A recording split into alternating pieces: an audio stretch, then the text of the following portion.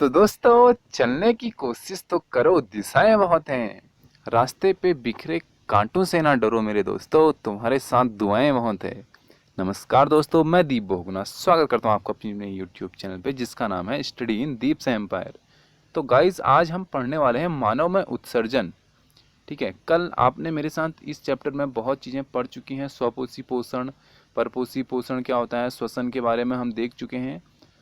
आज हम बिल्कुल भी टाइम वेस्ट नहीं करते हैं, सीधे देखते हैं कि मानव में उत्सर्जन क्या होता है। तो दोस्तों, यह एक जैव प्रक्रम है। हमारा जो चैप्टर चल रहा है जैव प्रक्रम, इसी का यह एक पार्ट है, जिसमें क्या होता है कि जीवों में उपापचयी क्रियाएं होती हैं।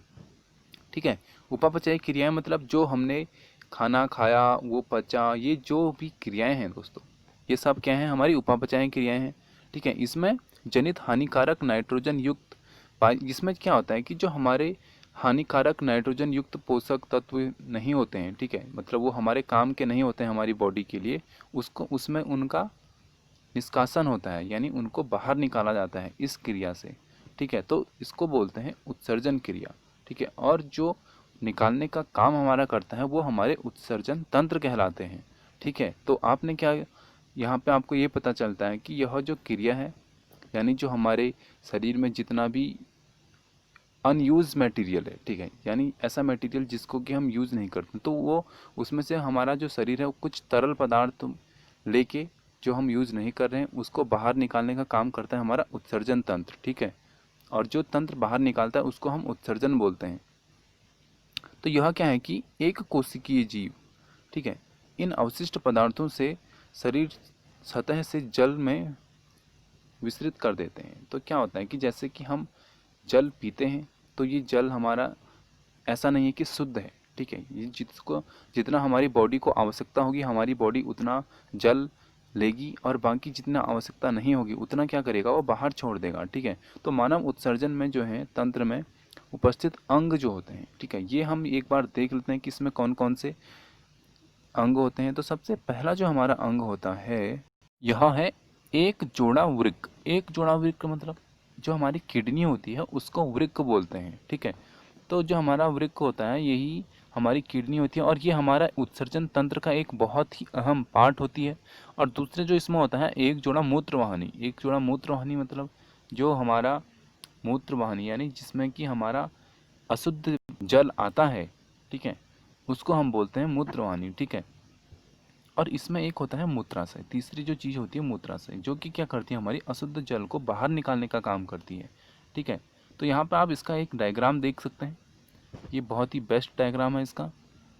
और अब चलिए हम थोड़ा बुक से भी जान लेते हैं कि क्या होता है उत्सर्जन तंत्र। तो ये है हमारा उत्सर्जन, और यहाँ पे आप उत्सर्जन तंत्र जो हमारी बॉडी में होता है ये किस प्रकार होता है, इसका एक बहुत ही अच्छा डायग्राम देख सकते हैं। ठीक है, और यहाँ पे थोड़ा हम उत्सर्जन के बारे में पढ़ते हैं। तो वह जैव प्रक्रम, जिसमें कौन सा जैव प्रक्रम, जिसमें कि इस हानिकारक उपापचयी वर्ज्य पदार्थों का निष्कासन होता है। जिसमें क्या होता है कि हानिकारक जो पदार्थ होते हैं उनका निष्कासन होता है, उसको क्या कहते हैं, उत्सर्जन कहते हैं। ठीक है, विभिन्न जंतु क्या है इसके लिए विविध युक्तियाँ उपयोग करते हैं। तो यानी जो हमारे जितने भी टाइप के जंतु हैं वो इसके लिए अलग अलग युक्तियाँ अपनाते हैं। ठीक है, बहुत से ऐसे एक कोशिकीय जीव इन अपशिष्टों को शरीर की सतह से जल में विसरित कर देते हैं। तो हमारे पास ऐसे बहुत से एक कोशिकीय मतलब जिनके पास की एक ही कोशिका होती है, जैसे कि अमीबा। ठीक है, तो ये क्या करते हैं कि अपने शरीर से ही, मतलब शरीर की सतह से ही जल को बाहर छोड़ देंगे, और उसी से क्या कर देंगे, इन जो उनको उपापचयी जो वर्ज्य पदार्थ हमने देखा है इनको बाहर निकाल देते हैं। ठीक है, लेकिन अब हमारी बॉडी के साथ ऐसा नहीं है, तो हम कैसे करते हैं आपको पता है। ठीक है, बहुत से एक कोशिकीय जीव क्या करते हैं, इनको बाहर निकाल देते हैं। हम इस अन्य प्रक्रम को देख चुके हैं। क्या होता है कि बहुकोशिकीय जो जीव होता है इस कार्य को पूरा करने के लिए विशिष्ट अंगों का उपयोग करते हैं। तो जो बहुकोशिकीय जीव, और मानव क्या है, एक बहुकोशिकीय जीव ही है। ठीक है, तो ये क्या करते हैं कि ये एक स्पेशल पर्टिकुलर अंग का उपयोग करते हैं। ठीक है, और उन्हीं अंगों के द्वारा ये निष्कासन करते हैं उपापचयी जो हमारे, ये हमने पढ़ा था, उपापचयी जो हमारी वर्ज्य पदार्थ होते हैं इनका। ठीक है, और मानव में उत्सर्जन आप मेरे साथ देख चुके हो कि क्या होता है, बस आप मेरे साथ देख चुके हैं। यहाँ पर अगर आपको थ्योरी पढ़नी हो तो आप पढ़ सकते हो। अब हम देखते हैं पादपों में जो हमारा उत्सर्जन होता है ये कैसे होता है, और ये बहुत इंपॉर्टेंट है। और यही हमारा अंतिम पॉइंट भी है दोस्तों इस चैप्टर का।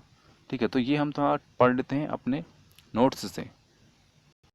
तो जो हमारा पादपों में उत्सर्जन होता है यह कैसे होता है कि पहला इसमें जो फैक्टर है वो है कि वाष्पोत्सर्जन। वाष्पोत्सर्जन क्या होता है ये आप मेरे साथ देख चुके हो। इस प्रक्रिया के द्वारा पादप अतिरिक्त जल से क्या करते हैं, छुटकारा पाते हैं। तो वाष्पोत्सर्जन क्या होता है मैं आपको एक लाइन में बता देता हूँ कि जैसे कि हमने कपड़े सुखाए थे, इसमें जो हमारा कपड़ों में गीलापन था, जो उसमें नमी थी, जो उसमें पानी था, वो क्या होता है कि हमारा गर्मी से उड़ जाता है, भाप बन के उड़ जाता है। तो यही क्या होता है, हमारा वाष्पोत्सर्जन होता है। ठीक है, तो ऐसा ही ये बोलना है कि पादपों के साथ। अब पादप कौन होते हैं, पादप हमारे पेड़ पौधे हो गए, ये चीज़ें हमारी पादप में आती हैं। ठीक है, तो ये इनके साथ भी सेम चीज़ होती है, यानी इन इसमें भी वाष्पोत्सर्जन हो जाता है। पत्तियाँ जो है कि पानी छोड़ती हैं बाहर को। ठीक है, लेकिन वो पानी हमको दिखता नहीं है अपनी आंखों से, क्योंकि वो बहुत ही कम मात्रा में होता है, जैसे कि भाप बन के। ठीक है, और इसमें जो अगला फैक्टर है वो है कि बहुत से पादप अपशिष्ट पदार्थ कोशिकीय रिक्तिका में संचित रहते हैं। तो इसमें ये बोल रहा है कि जो हमारे बहुत से पादप हैं, इसमें इनका जो अपशिष्ट पदार्थ यानी जो इनका वेस्ट मटेरियल होता है, ये क्या होता है, यह क्या होता है कि कोशिकीय रिक्तिका इनके बॉडी में या इनके स्ट्रक्चर में एक पार्ट होता है, उसमें क्या होता है, उसी में रहता है, संचित रहता है। तो यानी ये उसी में संचित रहता है। ठीक है, और इसमें ये बोल रहा है कि अन्य अपशिष्ट पदार्थ उत्पाद रेजिन गोंद के रूप में पुराने जाइलम से संचित रहते हैं। तो जैसे कि अब कुछ ऐसे भी हमारे पौधे होते हैं, उसमें जो हमारा ये अपशिष्ट पदार्थ होते हैं, ये क्या गोंद के रूप में, यानी जो गोंद है ये क्या है, हमारा एक अपशिष्ट पदार्थ है, यानी ये वेस्ट मटेरियल है, किसके लिए, पेड़ के लिए। ठीक है, रेजिन ये भी क्या है, रेजिन भी क्या होता है कि एक वेस्ट मटेरियल होता है पेड़ के लिए। तो ये इसको क्या करता है, बाहर को ये छोड़ देते हैं। जैसे आपने देखा होगा गोंद बाहर को निकला रहता है। ठीक है, आपने अगर देखा होगा कि चिड़ के पेड़ का क्या होता है कि उसको अगर थोड़ा स्क्रैच कर लो तो वहाँ से क्या निकलने लगता है, उसका जो लाख होती है वो निकलने लगती है। ठीक है, और जो इसमें लास्ट पॉइंट ये है कि पादप कुछ अपशिष्ट पदार्थों को अपने आसपास मृदा में उत्सर्जित करते हैं। तो जो पादप होते हैं क्या करते हैं कि कुछ अपशिष्ट पदार्थों को अपने आसपास की मृदा में ही क्या कर देते हैं, मृदा मतलब मिट्टी। ठीक है, मिट्टी में ही उत्सर्जित कर देते हैं। अब हम यहाँ पे एक चीज़ और देख लेते हैं, जो हमारा कृत्रिम वृक्क होता है।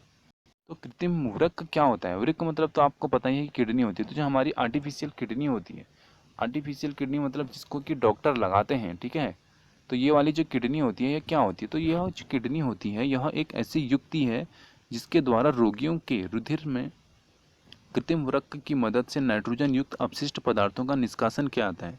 तो जब कभी कभी आपने सुना होगा कि उनका किडनी फेलियर हो गया किसी का, तो ये किडनी फेलियर क्या होता है कि इसमें क्या होता है कि जो हमारे रुधिर होते हैं, यानी जो हमारा रक्त होता है यह ठीक से फ्लो नहीं कर पाता है, और जो इससे हमको क्या दिक्कत आती है कि हमको बार बार हमारा मन होता है कि हमको ऐसा लगता है कि हमको बार बार मूत्र विसर्जन करने का मन होता है। ठीक है, ऐसी हमको उसमें दिक्कत आती है।